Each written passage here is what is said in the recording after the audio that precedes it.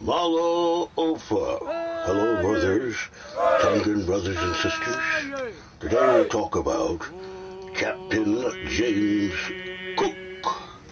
Captain James Cook gave a radiated tortoise, often referred to as a turtle, in historic accounts to the Tongan royal chief family in 1777, named Kumalima by Tongans. The animal lived on royal palace around, these grounds for, really 129 years. Glory to God.